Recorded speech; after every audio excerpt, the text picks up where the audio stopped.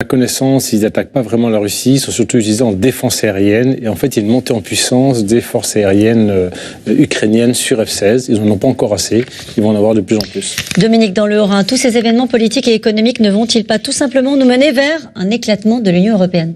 C'est un risque, évidemment, mais le risque pour le moment, il est contenu. Mais c'est vrai qu'on est encore une fois dans une épreuve de vérité pour le choix du futur de l'Europe, sa capacité à assurer la défense de ses citoyens.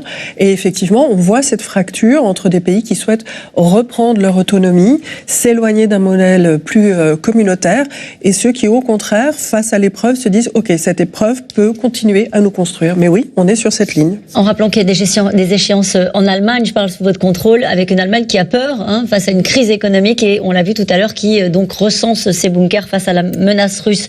Florent, dans le Cher, en cas de conflit russo-européen, les États-Unis de Trump pourraient-ils vraiment faire mine de regarder ailleurs ? Moi, je ne le pense pas. En toute honnêteté, je ne le pense pas. Il y a beaucoup de discours. Regardez encore l'annonce de ce matin, de cette nuit. Qu'est-ce qu'a dit Trump ? On va taxer les Canadiens à 25%, surtout et à 10% pour les Chinois. Pendant la campagne, c'était 100%. Il a dit ce matin, enfin, jusqu'à dans la nuit, 10%. Pourquoi ? Parce que Elon Musk lui a dit 100%, c'est beaucoup.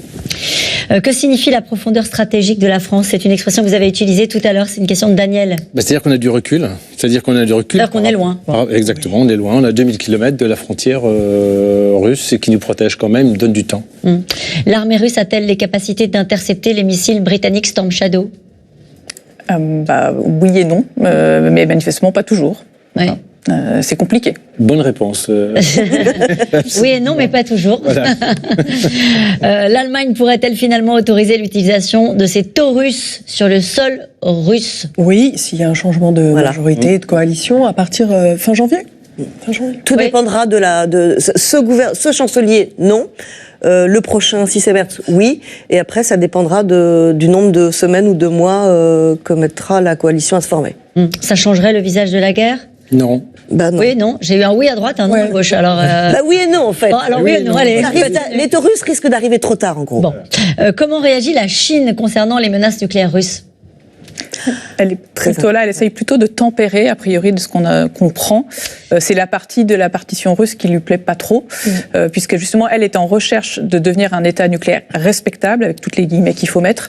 Mais ça, manifestement, ça ne fonctionne pas très bien. Ça ne lui plaît pas du tout.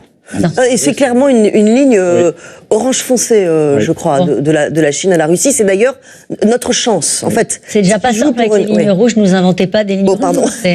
Géma dans les Pyrénées-Atlantiques. Sommes-nous crédibles vis-à-vis de Poutine sur le plan de la dissuasion ? Alors, c'est un long débat qui est en train d'être discuté en ce moment même dans un colloque d'ICEA.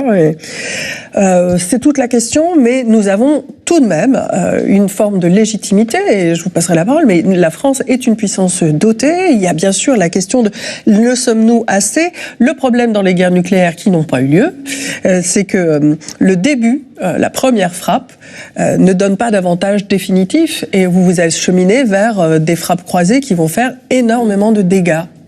Une armée européenne, si elle devait exister, serait-elle, oui ou non, plus puissante que l'armée russe ? Oui, la réponse est oui. Mais elle n'existe pas. Mais non, il n'y a pas encore assez de volonté, même si on en prend le chemin tout doucement, et ça c'est une bonne nouvelle. Faut-il aujourd'hui réinstaurer le service militaire en France ?